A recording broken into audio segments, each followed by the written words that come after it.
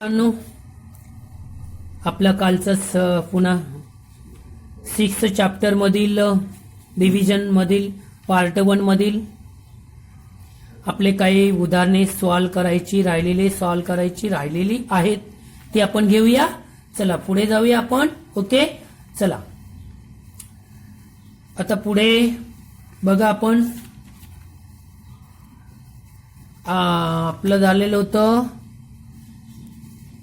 तर घेऊया आपण इथे आता पेज नंबर 37 वरती. ओके, 37 वरती घेऊया आपण. 37 मध्ये divide the following. Okay, divide the following. लक्षात आलं बाळांनो. त्याच्यामध्ये क्वेश्चन 1 मधील घेऊया एक्सरसाइज. एक्सरसाइज 37 मधील exercise divide the following. Okay, तर त्याच्यामध्ये क्वेश्चन 1 33 ओके 5. तर आपण घेऊया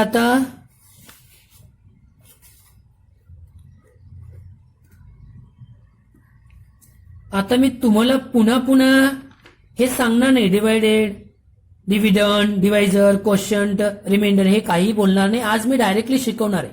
फक्त तुम्ही बघत राहायचं की सरांनी काल काय शिकवलं त्या पद्धतीने बरोबर आहे किंवा नाही. मी पुन्हा तेच बोलणार नाही. तुम्ही लक्षात घ्यायचं आहे. ओके बाळांनो, चला पुढे जाऊया. 33 ओके बघा. दिस 5 greater 5 greater than in 3. बघा 5 greater, this 5 greater than 3. म्हणजे 5 पेक्षा थोडं मराठीत पण तुम्हाला सांगतो की 5 ही संख्या मोठी आहे आणि लहान ही संख्या स्मॉल, बिगर स्मॉल ही लहान आहे. मग दिस 5 ग्रेटर बघा, दिस 5 greater than 3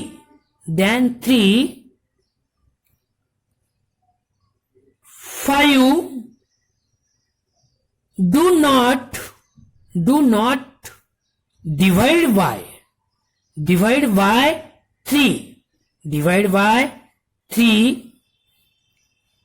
then is this v minus बघा, then is this -0 बघा.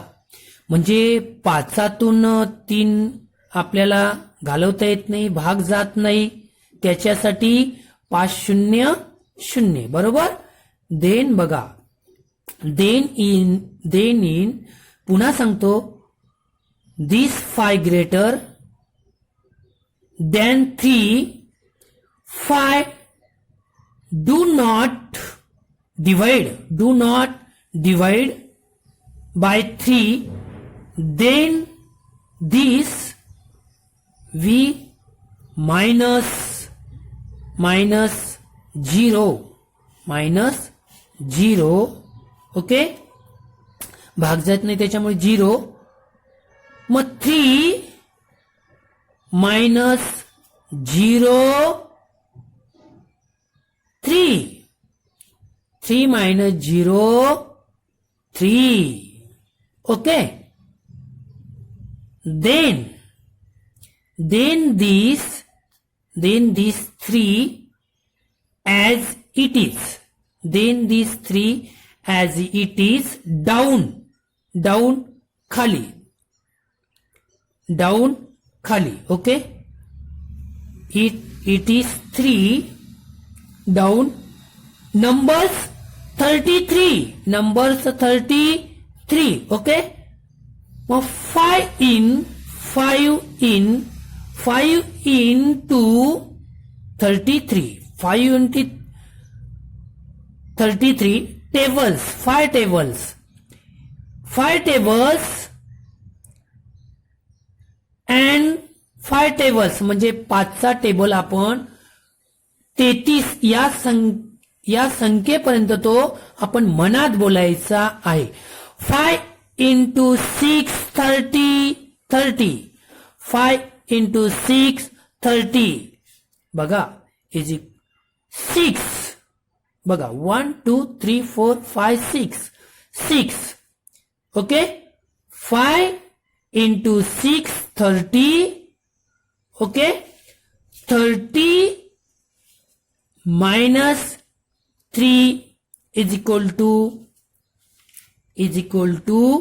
3. Okay 5 into 6 is equal to 30.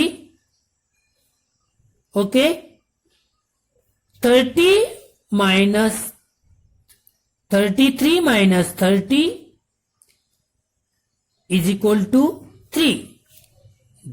3 minus 3 0 3. Okay into 30. 3 into 30 is equal to 3. Okay बाळांनो समजलं लक्षात आले. पुन्हा सांगतो dividend 33 divisor 5 quotient 6 remainder 3. Okay लक्षात आलं बाळांनो. चला पेज नंबर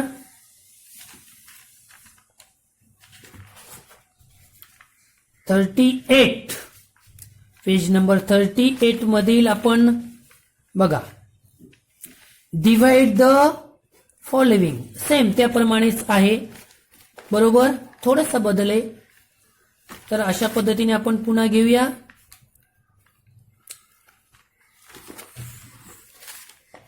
क्वेश्चन पहिलं बघा 150. ओके चला आणि 4 घेऊया. पुन्हा आपण 4चं घेऊया. 4 आहे 40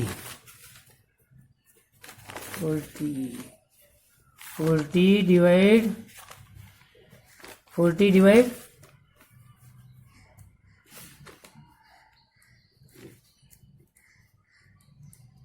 2 बघा डिवाइड 40 डिवाइड बघा 50 डिवाइड 5 40 डिवाइड 2 लक्षात आलं बाळांनो. चला घेऊया 15 डिवायझर 5 बघा डिव्हिडंड 50 डिवायझर 5. ओके चला तर आता 5 बघा 5 into 5 5 into 5 1. 5 into 5 1 बघा डायरेक्ट भाग गेलेला आहे बाळांनो. Minus 5 into 5 5 into 5 0. 5 into 5 0. 5 into 5 1 आणि 5 into 5 minus 0 0. ओके बाळांनो this 0 बघा this 0 as it is down खाली घ्यायचंय 0 पुन्हा. Okay in this we take 1. Okay in this we take 1. 0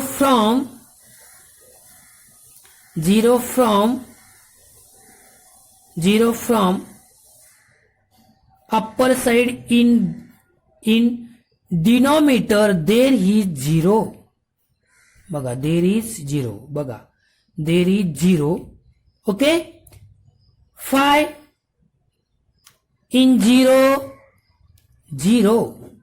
5 in 0 बघा there is denominator there is 0 बघा 5 in 0 5 in 0 0. ओके, मग 0 0 0 0. Okay बाळांनो, आलं लक्षात? समजलं इथपर्यंत? ओके, लक्षात आले? मग आपल्याला देन ऑलवेज बघा value 0. Okay, value 0. Then always take one this unit 0 quotient then value is 10. बघा क्वेश्चन 10 युनिट 0. आलं लक्षात? क्वेश्चन 10 आणि रिमाइंडर 0. ओके, समजलं बाळांनी इथपर्यंत? चला पुढे जाऊया. 14.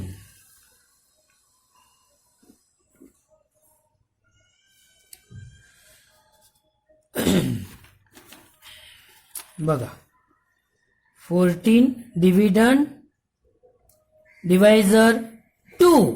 ओके, बघा सोपं एकदम. 2 in 1 2 into 4 2 into 4 2 चा टेबल बोलायचं. 2 into 4 2 into 4 2 into 4 2 into 4 2 into 4. बघा किती वेळा टेबल बोलायचं? दोनचा 2 वेळा, 2 वेळा, बरोबर. 2 into 4 डायरेक्टली बोलायचंय, तोंडाने असं प्रकट करायचंय, मनात बोलायचंय आपण. बघा 2 into 4 2 into 4 2 into 4 टेबल बोलले आपण 2. Okay, 4 minus 4 0 4 minus 4 0. Okay, 4 into 4 is equal to 4 into 4 into is equal to 4 into is equal to 0. म्हणजे 4 minus 4 0. Okay, this 0 as it is down in this we take. Okay, take 2. Okay, this is 0, it is down from upper side. 0 from upper side in denominator there is 0. Okay, 0 2 0 0 0.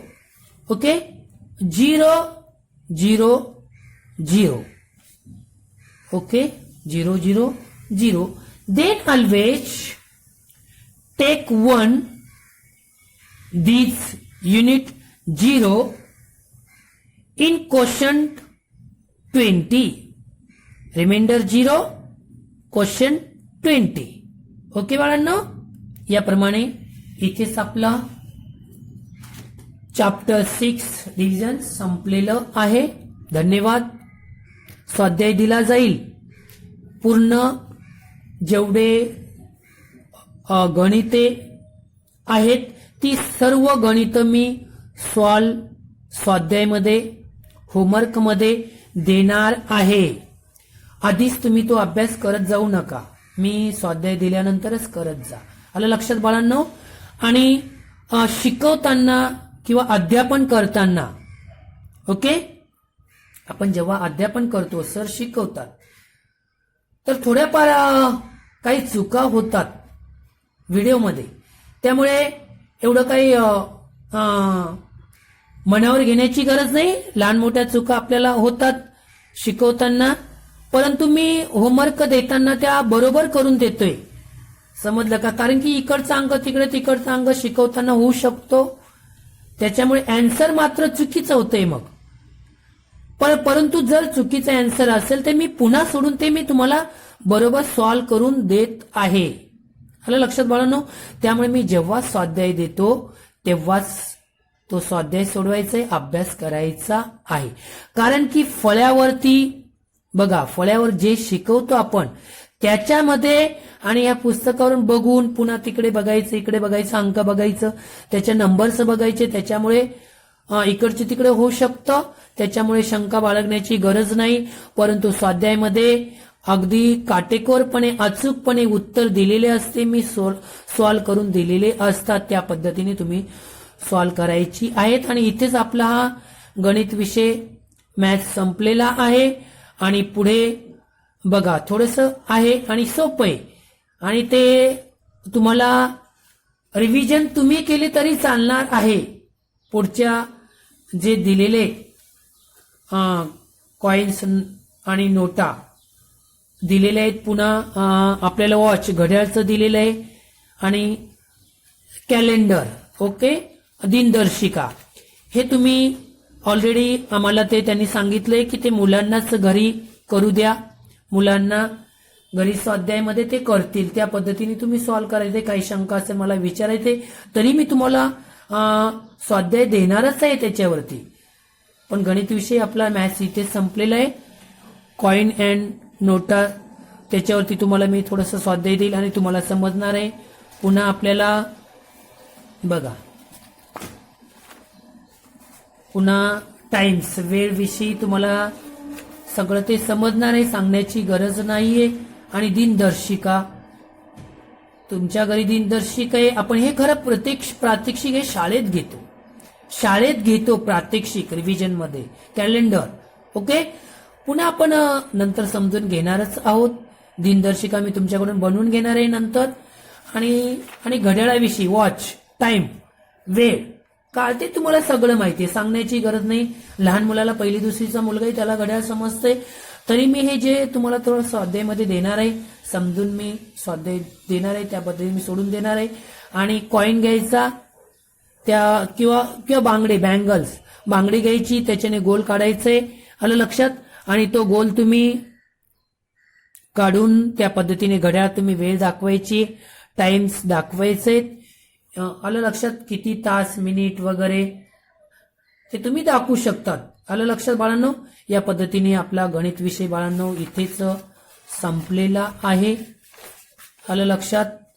आणि पुढे आपण बाकी थोडं एक subject विषय एक राहिलेला आहे. भाषेचा एक धडा राहिलेला आहे आणि इतिहास एक राहिलेला आहे आणि इंग्लिश, ओके. आणि ते आपण मी पुढच्या सत्रामध्ये घेणारच आहे. आणि इथेच थांबतो बाळांनो. धन्यवाद.